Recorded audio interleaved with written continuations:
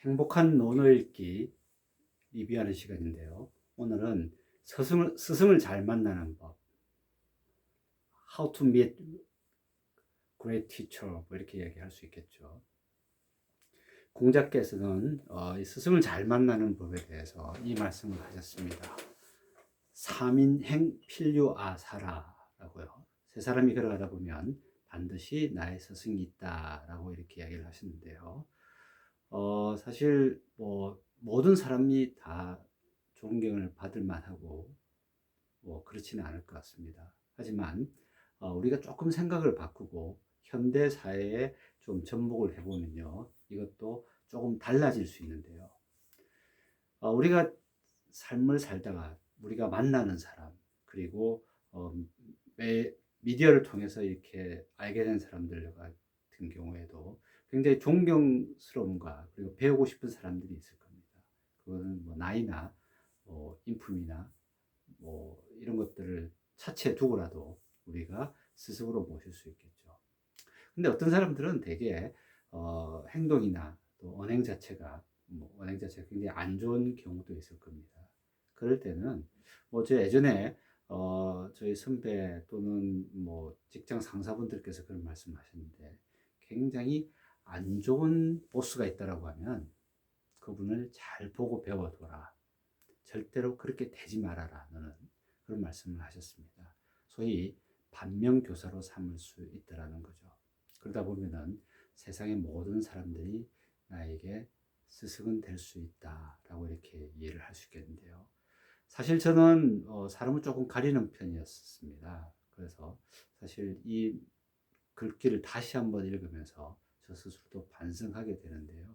뭐 제가 잘났다, 누가 잘났다, 이런 어떤 못났다 이런 개념이 아니라, 저마다 사람들은 나름대로의 어떤 인생의 뭐 역경, 고난, 그리고 그걸 이겨내면서 겪어냈던 어떤 성공의 이야기가 있을 테니까, 그 나름대로의 어떤 사정이 있을 것이기 때문에 우리가 배울 만한 것들은 많이 있다라고 생각이 듭니다. 그래서 저는 오늘부터 어떤 사람을 평가하기보다는 그들을 통해서 내가 무엇을 배울 수 있을 것인지에 대해서 좀 더 고민하고 받아들이도록 하겠습니다. 과거 농경사회와 산업사회는 후견사회라고 합니다. 후견이라면 뒤에서 본다는 이야기죠.